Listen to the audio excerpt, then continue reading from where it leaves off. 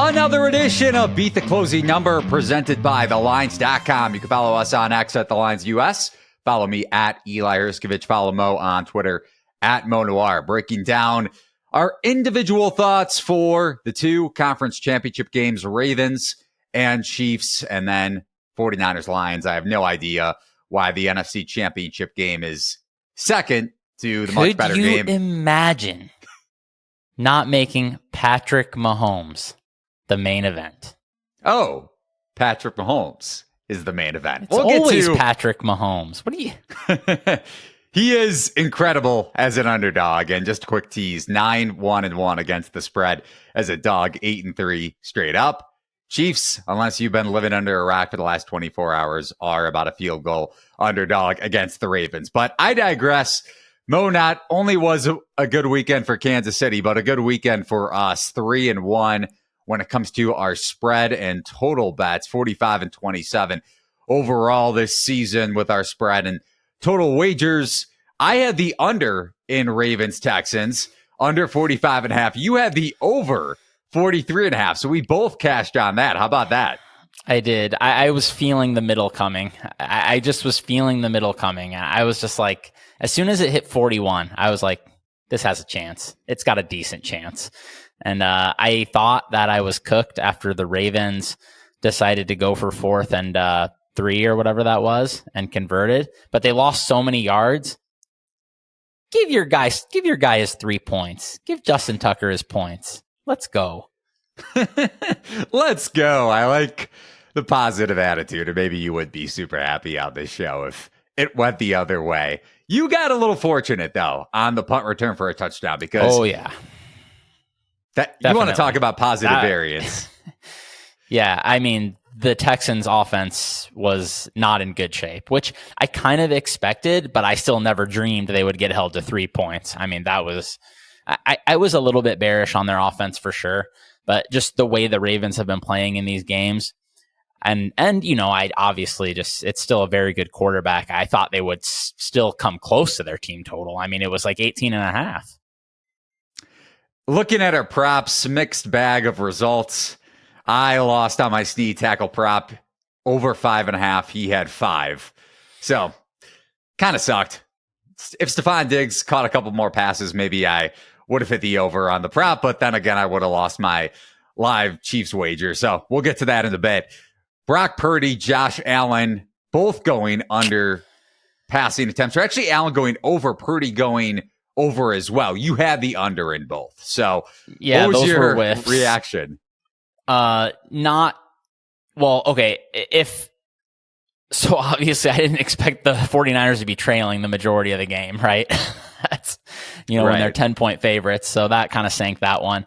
The other one, I feel somewhat justified in terms of like the way the Bills attacked the Chiefs was definitely what I expected. I thought there was going to be a ton of runs, but basically what happened in that game, the reason I lost that prop is that the Chiefs were too good on offense. They were scoring so quickly that the Bills just kept getting the ball back. And so they ended up running way more plays. And Buffalo did a good job of milking the clock. It was kind of weird to look at Allen's stats from last night just because the way the game script was going for Buffalo, I didn't expect him to have over 32.5 pass attempts, but he went way over as it wound up. But you did cash on your 2 receiving yards props. Travis Kelce going over and Mike Evans over a plus money. I think you got plus 240, something like that? Yeah, unfortunately, I wasn't aggressive enough. I mean, you could have even got better if I went up to like 120, 110, 130 type of stuff. I think he wound up around 130. I can't recall exactly. Yeah, so you could have got some really big numbers if you went even higher than I did. So I think I had the right idea, though, which was basically that Evans runs so many deep routes that like when he does go over 70, it's probably going to be way over a lot of the time. And that's exactly what happened. If you decide to tail or fade our bets moving forward, hopefully you tailed our spread and total wagers over the weekend and faded our prop bets, even though we weren't that bad. I think we actually finished in the green just because of your Mike Evans alt receiving yards over. Also, shout out to our guest. How good was Brad? Yeah. He cashed every single prop bet, I'm pretty sure. So make sure to give Brad a follow on X. But if you decide to just tail Brad the rest of the way, and not us, even though we've had a good season, you could use BetMGM promo code the lines, one word, to get up to $1,500 back in bonus bets with your first wager, assuming it loses. That's the lines, one word. And remember that bonus bets are not equivalent to real money. And as always, terms and conditions apply. So like I hit on, we're going to give our initial analysis on the two conference championship games here in a bit. I have a bet in Ravens Chiefs, and I'll be surprised or unsurprised, I guess, if Mo doesn't or does have anything for the AFC and NFC title games. But Mo, biggest takeaway from the weekend besides your bets to lead us off? So there's a lot to take away for sure. I'm most interested to see where the Bills go from here. They're in a really interesting spot in terms of like franchise building. And this is the kind of stuff that I just absolutely love. Like just franchise building type stuff, off season machinations, what have you.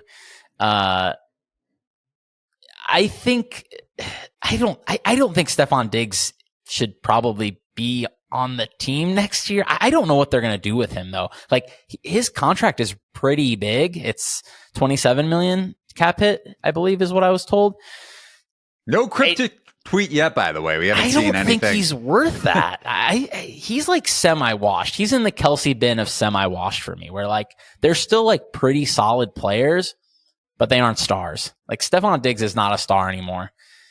Second half of this, I'm not overreacting to one game either. This is just an entire second half of the season. He just did absolutely nothing. Sank one of my fantasy teams. Thanks, Stephon. But yeah, I mean, every time I saw him make a play down the stretch of the season, even like he always had a guy glued to him in his back pocket. He's not getting the type of separation he used to get. And he still can make tough catches. Like that one over the middle he had where he just pulled in a Josh Allen laser.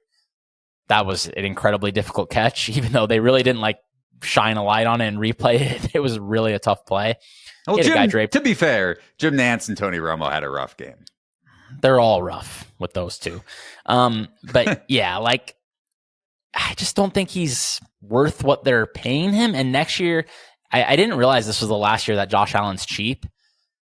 So their team construction is going to look a lot different. I mean, everyone was throwing around that Mahomes stat last year when the Chiefs won the Super Bowl, rightfully so, because it is showing how hard it is when your quarterback is taking up that much of the cap to put a good team around them.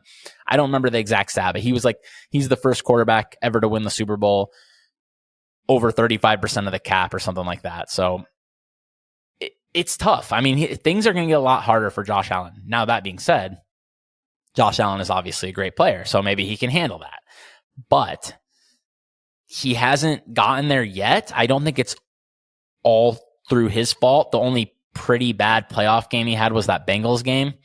But, even Mahomes puked on himself once against the Bengals. It happens every now and then. So I think we can give him a pass for one bad game.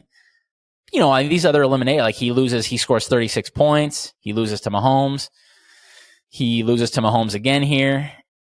Now he played a pretty strong game overall, I think. Couple drops. Stats weren't great, obviously, but his team did let him down at times. The defense got just absolutely creamed.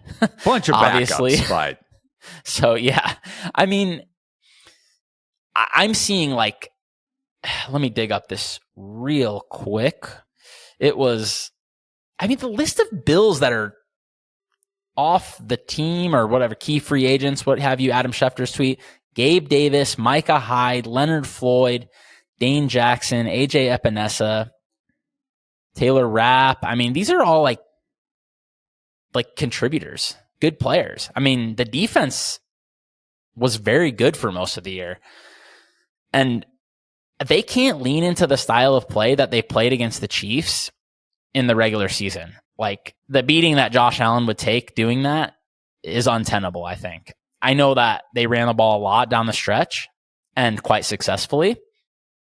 But this sort of caveman ball, it can work in a one game thing, couple games here, maybe an entire playoff run. I just don't see how you can get through an 18-game regular season like that. So I don't know what's going to happen next year. I think Khalil Shakir is a solid player. I think Dalton Kincaid could be very, very good. So they still have some pieces. It's not like the cupboard's bare there, but I kind of feel like the Bills are going to be an overvalued team going into next season. Yeah, we'll see what happens with the receiving core. You brought up Diggs and Shakir. And just to kind of add on to your point from the beginning of that, Stephon Diggs didn't crack over 40 receiving yards in his final 6 of 10 games. And he had that drop. You mentioned that. My buddy sent me a tweet that Shakir had more, or I think more exactly the same yards and catches than Diggs since like week 10 or something. I mean, that's crazy. Could have put Buffalo in a position, probably would have put Buffalo in a position to at least go up on their final possession and way earlier in the possession if he had caught that ball right in the chest, right in the hands. I mean, you have to make that catch if you're an elite upper echelon receiver. And then you brought up time and time again during that rant, Josh Allen just played a great game, undoubtedly, but the couple of gaffes that he had on their last 2 pass attempts, you have to hit Diggs over the middle.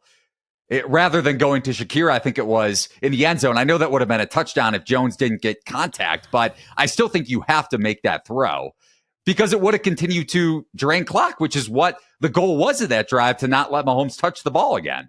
Yeah, and then that fumble too. We should ding him for that as well. Obviously, that could have been the game ender very easily, but they got lucky there. But yeah, overall a good game. I mean, he still played a strong game. If the defense sniffed a stop, I mean, they could have won the game. But Mahomes, I mean, the Chiefs punted. They didn't punt until like the mid-4th quarter. You just can't win like that. And last thing on Bills Chiefs, so actually a couple quick tidbits.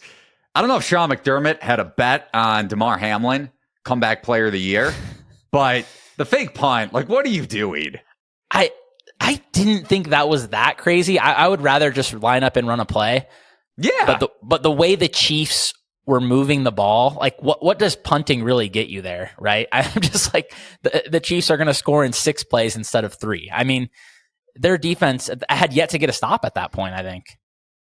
Right. And then Mecole Hardman fumbling through the end zone. That, I'm assuming that rule is going to get, I don't know.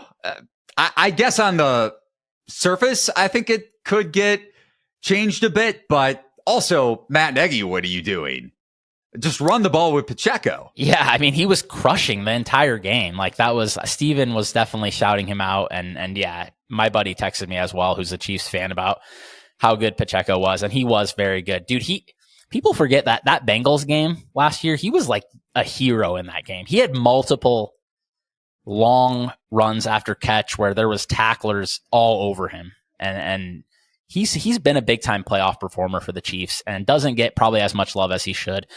Yeah, that rule, I'm going to get on my soapbox for a second. Don't fumble when you're near the goal line. I mean, I love this rule. Every rule in football is for the offense now because they want every game to be 28-27 for fantasy jerk offs instead of football where there's stops. Give one rule to the defense. What is wrong with this rule? Don't fumble. All right. I kind of disagree just because I think the rule is dumb to begin with, but I get your point. Every single rule pretty much aligns with the offense, especially. I was pretty happy with the fact that we did see, speaking of calls that go against the defense and maybe shouldn't, 0 flops for Mahomes and Allen all game. I thought they were going to get... That's true. 0 sacks in the game. But on the flip side, still, at least we didn't get any flops. In the NBA doesn't mean that there isn't contact or that there is contact when there is flopping. So at least Allen and Mahomes didn't just wind up on the ground for some odd reason. But really quickly, Mo, takeaway for me in Bucs Lions, or probably something that should have happened down the stretch. See, I kind of went back and forth on this because I don't know if the Lions would have continued to drain clock and snap the ball a little later in the play clock. Had Todd Bowles called a timeout earlier on their final kneel downs, but the Bucs had one timeout with 37 seconds left, 14 seconds on the play clock. Jared Goff kneels it. I don't know if Bowles didn't recognize it or it was agreed upon up until that point that, okay, the Bucs weren't going to use their final timeout, and then the Lions were kneeling before the last second or two, before the play clock expired. But that was pretty egregious, man. If that wasn't the case, how do you not give your defense special teams a chance to block the kick, block the punt, whatever the Lions would have decided to do, right? Yeah, so I'm going to be honest. I stopped paying attention once they did their first kneel down. Like, I just assumed, okay, if a team is kneeling, obviously there's going to be no time left. So and now I'm seeing it all over Twitter, like today and last night. So I didn't see this when I was watching the game. I just looked away basically after they got the first down and got in victory formation. Yeah, this is very odd, but it's also odd that the Lions were I think, like you said, they snapped the ball with 14 seconds left. I don't know what was going on there. Maybe there was like some kind of gentleman's agreement that the game was over, but it seems weird. Yeah, that's the kind of that's why I thought everything on X was kind of overblown, because Bucs had one time out in their pocket before those kneel downs even started on first down, second down, etc. So I kind of have a hunch that it was agreed upon, or cross-field handshake, air handshake, whatever you want to call it. But either way, and then we both backed the Bucs. Lions were the right side, but Jamel Dean, the dropped interception on the Lions' first drive with points. That was because Baker threw a pick and the Lions got the ball on, I think, plus territory. And then once Dean got hurt, by the way, he allowed 2 receptions for 14 yards on 7 targets. Then in comes Zion McCollum as your number 2 outside corner. Carlton Davis was barely targeted all game, I think. And McCollum gave up 5 catches, 56 yards, and a touchdown on 5 targets. All of them pretty much coming on that touchdown drive for Detroit that made it a 2-possession game. So that put the game out of reach for our Bucs bets. And even though we had Bucs +6, I was hoping for a push, but Todd Bowles going for 2 and then running a fade route on the 2-point conversion attempt, I didn't really like that either. Yeah, that was interesting because that was going to affect the spread. So, yeah, a lot of people were sweating that one. Yeah, I just kind of this game kind of went how I thought it was gonna. I mean, the Bucs were able to move the ball pretty consistently through the air, but at the same time, they really didn't have any answers for what Detroit was doing. I mean, 55% success rate, that is very high. 62% success rate running the ball. This Detroit offensive line is so strong. I mean, they just provide the basis for everything they do. And the Bucs just didn't really have an answer. They didn't really, I mean, 2 sacks of Jared Goff for 10 yards. It's not enough, you know, and he was able to be efficient, and the Lions just did everything. Got the ball out quick. That was very the key. Efficiently overall. So, you know, the Bucs did outgain them. I was impressed with the Bucs game plan. I thought they came in. This is a staff at times that has run the ball too much, especially on early downs. They had 13 handoffs to running backs in this game. So that's exactly what you need to do in this spot. You're a big underdog. You're on the road. The other team has dreadful outside corners. So good for the Bucs for having the right game plan. But yeah, they just made more mistakes than the Lions. Baker Mayfield could not, and the Bucs offensive line could not handle those slot corner blitzes from that Lions defense. Brian Branch, I think, a couple times. So that to me was one of the bigger differences in the game, because Baker looked inept in those sequences. Like you said, Bucs outgained Detroit. Tampa Bay easily, I'm not lamenting here, but they easily could have covered the game if the Dean pick happens, which was right in his hands. So we're not talking about an interception that could have gone one way or the other. That should have been an interception, maybe even a pick 6. It seemed like there was an open lane for that. You have the missed field goal. You have the missed 2-point conversion. So I wasn't super upset after the game, but you kind of just flop your hands in the air and say, whatever, Bucs could have covered. Didn't happen, right? Yeah, I mean, I think anytime you have a +6.5 dog that outgains, and I think I'll check real quick what the exact number was, but it was 7 point something yards per play, I believe. So 6.8. I mean, that's really strong, obviously. So, but the Lions offense is legitimately great. Like it is. And we'll talk about that with respect to the Niners. That's going to be it's a really fascinating matchup. Yeah, let's break down the two conference championship games without further ado. Starting off with the AFC title game, Mo, my Ravens, not a Ravens fan. I have those 25-1 Super Bowl futures going back to May, but they are your Kansas City Chiefs. You've been a KC diehard forever, I think, and doesn't affect your bets, but still a Chiefs fan. So a little bit of a rivalry on the show. I don't think this matchup is a rivalry. Maybe if it continued and they played more often, especially in the playoffs, but Bills, Chiefs kind of toppled that with some of their great playoff games, including last night. So looking at the point spread for this game, it's anywhere between an expensive Ravens 3 and a flat minus 3.5. Keep in mind the spread opened Ravens minus 2.5, but got back up pretty quickly. And total is 44.5, opened 45. So a little bit of money on the under, at least from the get-go. Going back to last night, Kansas City obviously winning outright, covering as a 2.5, 3-point dog. We didn't mention the Bass missed field goal for Buffalo, but that obviously happening on their final possession.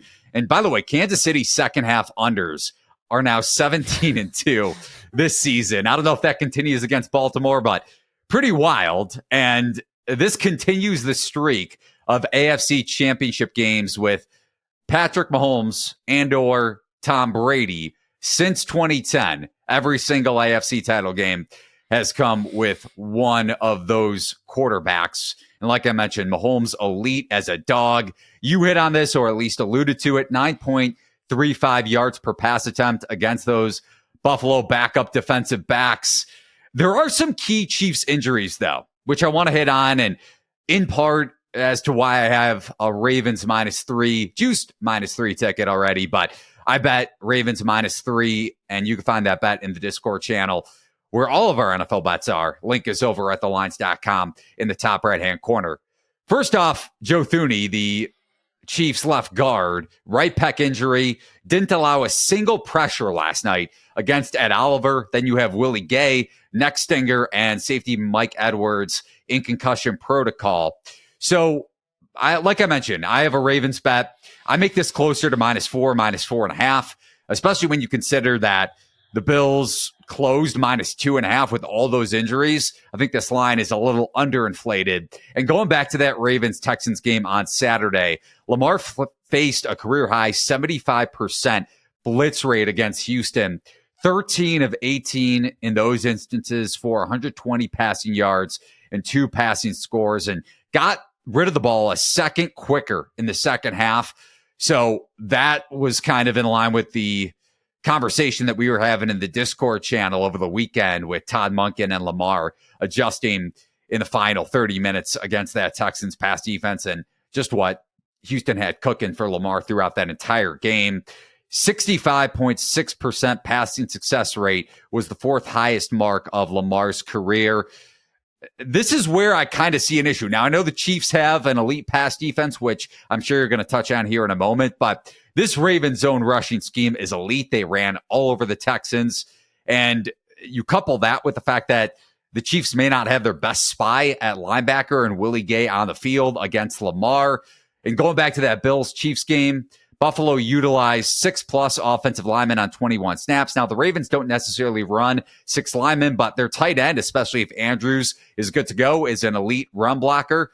And with those sets that Buffalo had offensively along the offensive line, season high 55.6% rushing success rate. Chiefs have allowed a top 5 EPA per carry this season, including the playoffs. On top of the fact that when you look at Mahomes, while he's been elite going up against an elite Ravens pass defense with Marlon Humphrey, assuming he's back in the lineup. So I like the Ravens, to say the least, man. I'm not hedging on my Ravens futures, and I'm betting a little more on Baltimore at a juiced -3. I'm assuming you're going Oppo here. You're a lunatic, but I love the heart. I mean, if it was me, I would just sit on. If you add more when you already have all that Ravens equity, that's all the heart. I like the matchup. I mean, there seems to be some real tug of war on this line for sure. Like, Sharps hammering the Ravens at -3, and then Sharps hammering the Chiefs at +3.5. I think that's right. I mean, to me, it's understandable. I think the Ravens probably should be -3. I can't agree with giving Mahomes the hook. I just they do have some edges though. Extra day of rest here as well. You didn't mention that one, and the Chiefs' injuries. I think it's a little overblown, to be honest.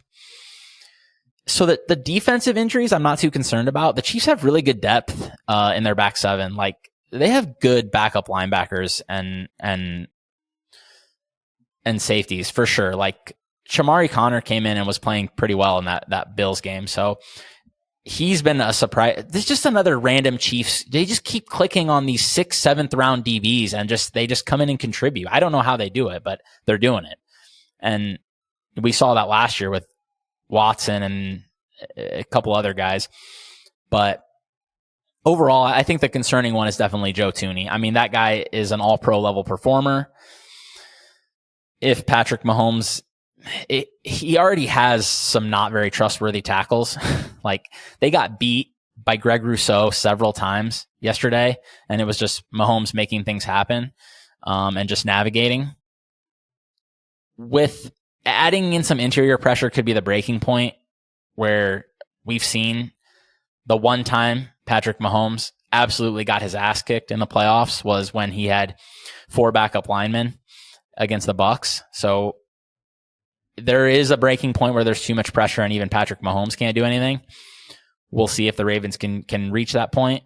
I'm a little bit skeptical that they can, but yeah, it should be difficult. Man, with the way he's playing and the rest of this Ravens front healthy, keep in mind too, they're just a way healthier team overall right now, for sure. Like they just have almost all their guys. Right. So no bets for you on this game, it sounds like, unless you already took a Chiefs juiced hook.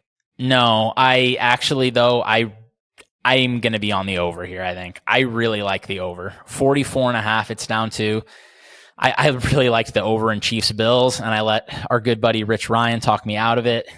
And I'm sad now because I think it was a really strong play. I mean, I know that like the offense wasn't crazy for most of that game, especially with how the Bills were draining clock, but how efficient the Chiefs were. I mean, the game still flew over, and there could have even been more scores. I mean, imagine the Bills make that field goal and then the Chiefs, come down and kick the game winner or whatever. You're talking about almost 60 points. Like, I just think these quarterbacks, and yeah, I am very skeptical of these Ravens playmakers. I have been all season, but Lamar is just doing enough.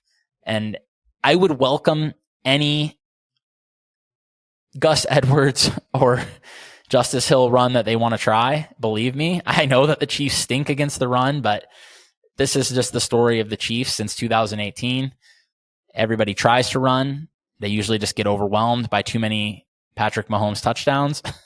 Not last night.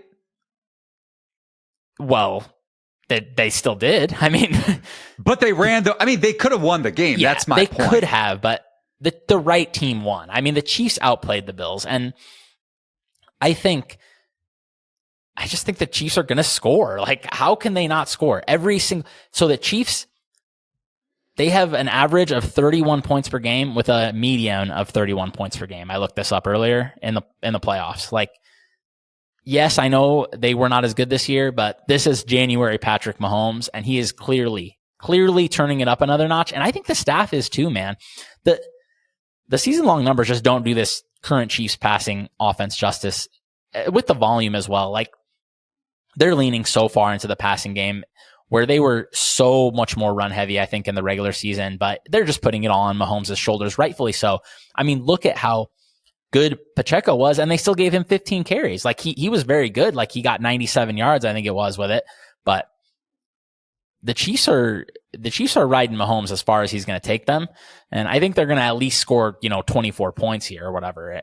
And the Ravens are favored, and they have a strong offense themselves. And I didn't dig up the numbers again because I did last time we did the show. And this is why I ended up betting that over once it dropped to 43.5, like I was talking about. But the Ravens have been an overs machine in the second half of the season. I mean, this passing game is clicking in a way that it wasn't during the start of the year when I was very skeptical of Todd Monken. I know you were high on him coming in, and that looks justified now, but it was pretty rocky for a couple. Their passing offense was not very good for the first half of the season and has been much, much better down the stretch. And I just think, I know these defenses have just kicked ass for a lot of the season, but this is just the time of year when these elite quarterbacks are taking over.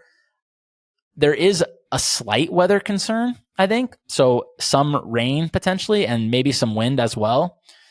I just trust Patrick Mahomes and Lamar Jackson to score some points here. I mean, 44.5. I'm surprised that this total is this low after the shows these offenses have been putting on. I mean, why can't the Ravens probably could have scored 50 if they wanted to keep trying against the Texans?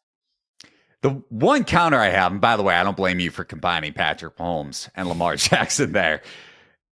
Are the Chiefs going to consistently score on every single possession? And before you counter, the way they did against a ultra banged up Dolphins defense and a banged up Bills secondary, to say the least.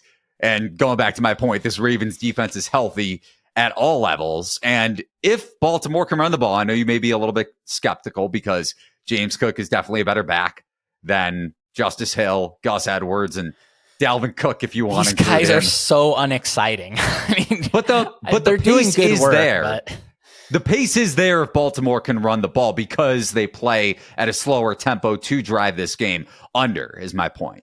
Yeah, I mean, I just think how efficient these quarterbacks are, though, it's going to be tough for these defenses. I respect these defenses. I mean, I've been skeptical for the Ravens all year. They just keep doing it. And we know that the Chiefs have an elite pass defense, like you mentioned earlier. But yeah, I just trust these offenses more. And I think there's going to be, more than 44 points scored. I thought that the total was a bit too low in the Bills Chiefs game. And we saw what those quarterbacks do, man. I mean, these guys are just so hard to stop. This is not CJ Stroud. And what I think was a very, by the end, one-dimensional Texans offense that is just, if CJ Stroud isn't hitting Nico Collins, then you're just completely fine with anything that's happening on the field, basically. I mean, I know there's outlier, plays like Brevin Jordan taking a dump off 80 yards, but like this isn't repeatable, so you're just completely fine with any play that isn't Stroud hitting Collins down the field. And that's why even though I wanted to love the Texans, I just couldn't get there because I just thought that was too easy of a target for McDonald and this defensive staff. But this is Patrick Mahomes. I mean, this is, you can just watch the games. I know that there's defensive injuries, but he's making every correct decision and just dotting throws. I mean, you can't really play the position better than he's playing it right now. We'll break down the game on our second episode of the week here on Beat the Closing Number. More thoughts from us, but so far no bets for Mo. Maybe a little bit of lean towards the over. We'll see if he plays it on Thursday's edition of Beat the Closing Number. I have a Ravens bet in at -3, -115. And if this somehow dips to 2.5, I will certainly be adding to my Ravens position, even with those futures, Mo. All right, on to the NFC Championship game. You have a juiced 49ers -6.5, -7, -105 in San Francisco's direction, depending on the book, against Detroit. Total of 50.5. We haven't touched too much on, or if at all, the 49ers so far. And just going back to that 49ers-Packers game over the weekend, Kyle Shanahan coaching to lose, especially at the end of the first half. And if you look at Brock Purdy in poor conditions, his catchable pass rate dipped 11% from his season average in clean conditions against the Packers in that rain. But he came through on that last drive. 49ers didn't cover, but winning outright. And Brandon Ayuk, heck of a catch, heck of a throw on that third down to continue on that possession, ending in a Christian McCaffrey touchdown. By the way, we were talking anytime touchdown odds for McCaffrey earlier last week. I think he closed -320. Wild in that betting market. I wonder what his price was for 2 touchdowns. He got there, right? He did. That's a good point. I'll dig into that before Wednesday's episode. Debo, 50-50 to play on Sunday night. Maybe you want to touch on that. What do you make of this matchup, Mo? 49ers Lions. Really fascinating one, I think, because both teams have been so tough to read in some senses. Like, what are the 49ers? I mean, they looked like the best team in the NFL by miles for multiple months of the season. And now we're starting to see some like legitimate cracks here. I mean, that performance against Green Bay was not very good. I know that like the final stats were pretty good, but they could have been a lot worse. I mean, especially if Brock Purdy, this guy, I don't know what gods he prays to, but they favor him for sure. Okay.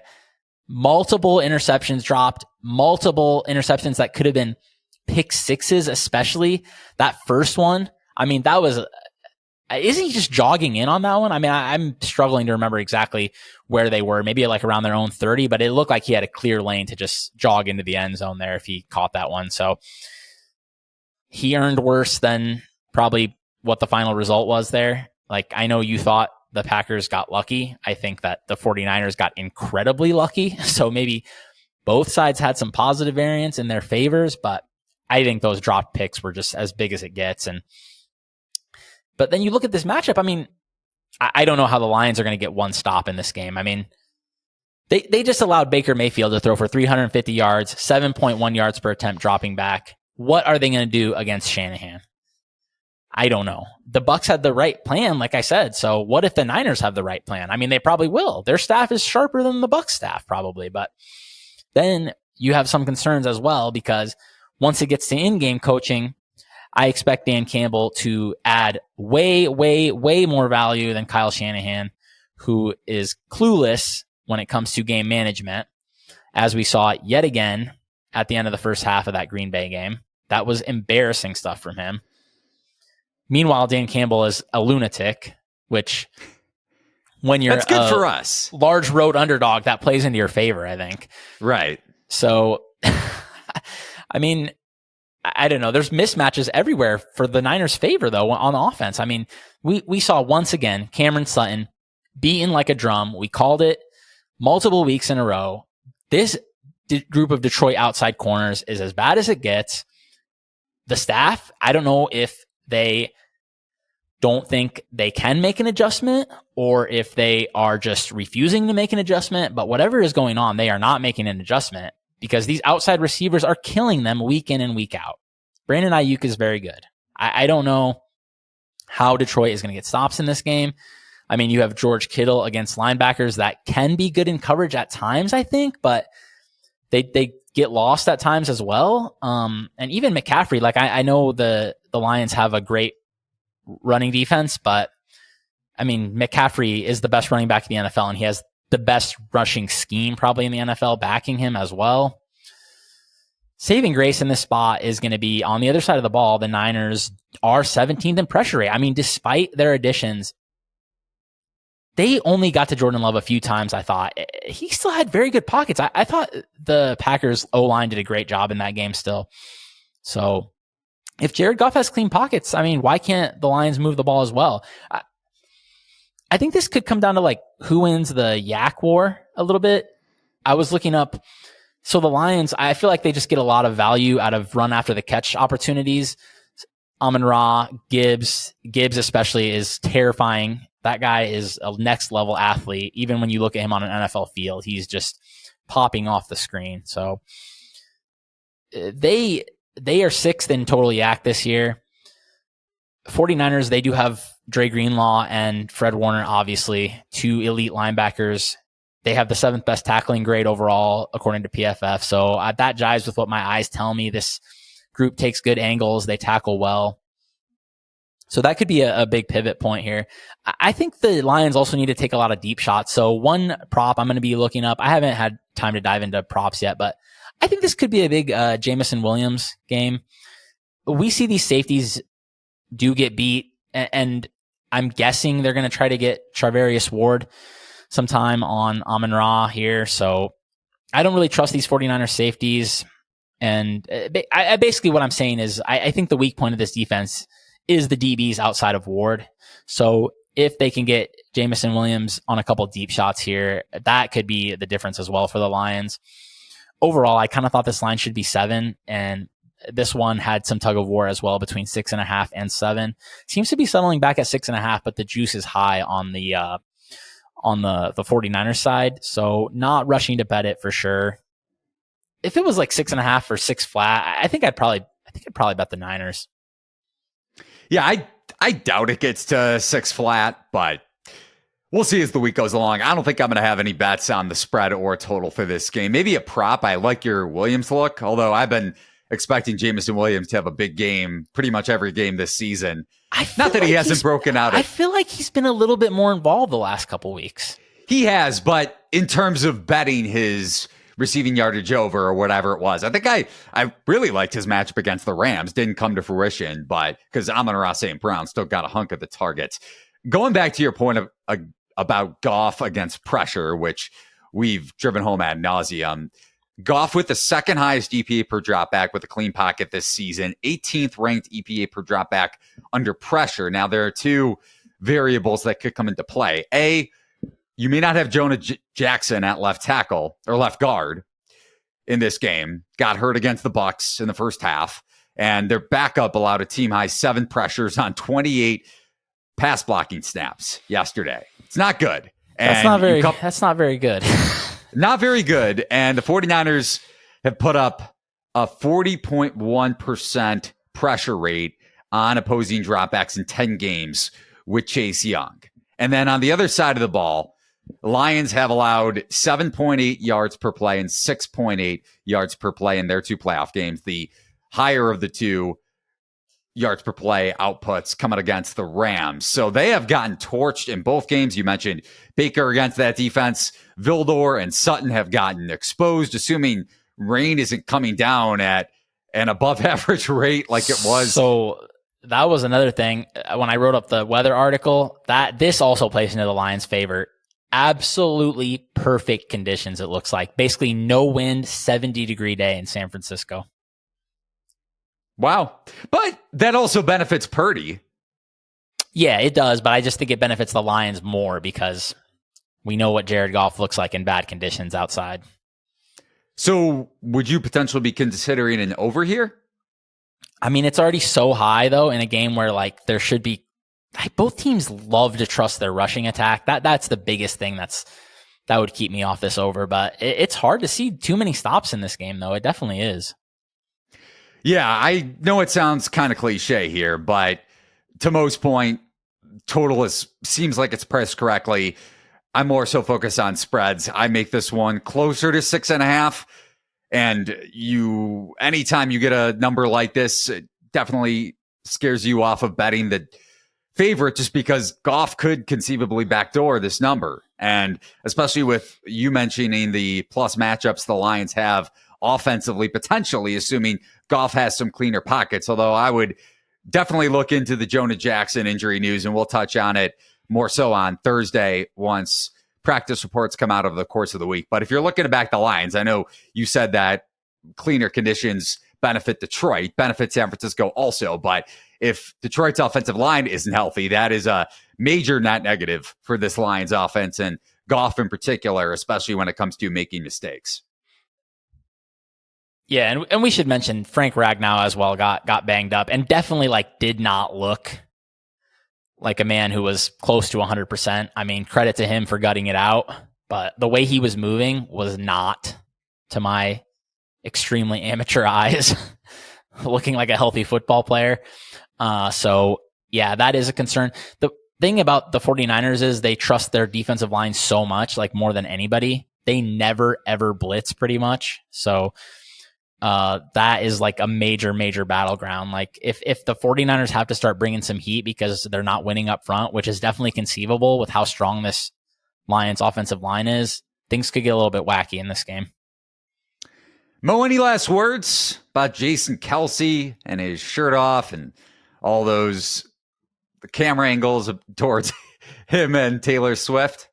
That was tremendous when he dove into the crowd and was slamming beers with the plebs. You had to love that.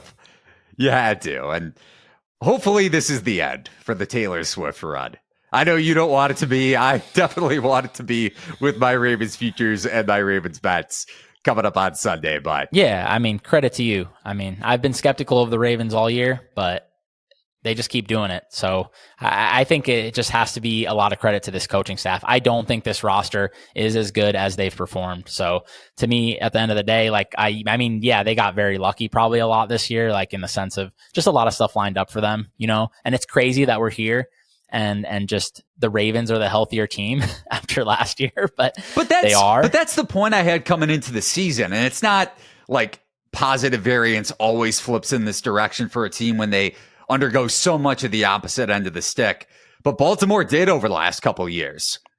Injuries aplenty on offense and defense. And they're finally getting the other way in a positive sense this season. And quarterbacks in the division in particular, whether it's Deshaun Watson, literally every other starter goes down. Right. Yeah. Burrow. I mean, the Bengals got a ton of positive variance when it came to injury luck during their last 2 AFC title runs.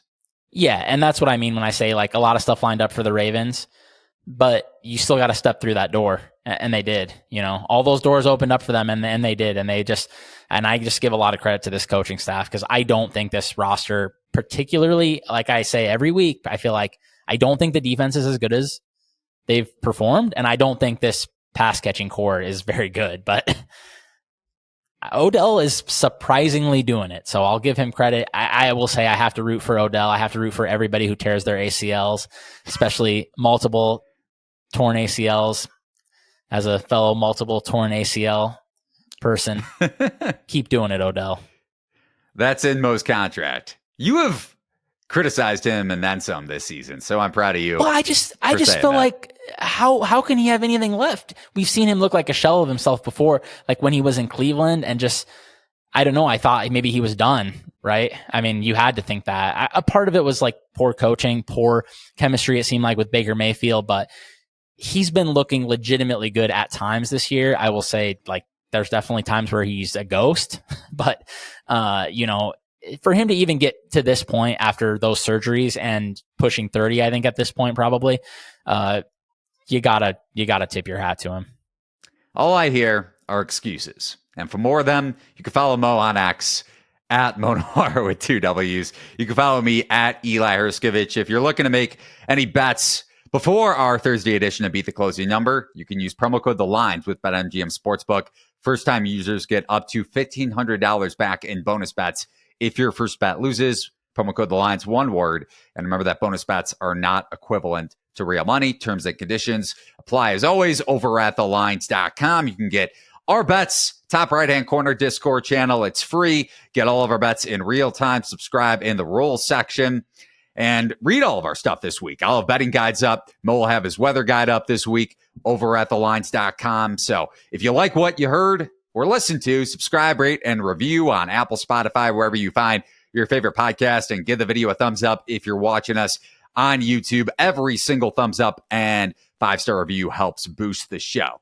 So for Mo and for myself, Eli Hershkovich, thanks for watching and listening to this edition of Beat the Closing Number. Good luck on your bets, and we'll talk to you on Thursday.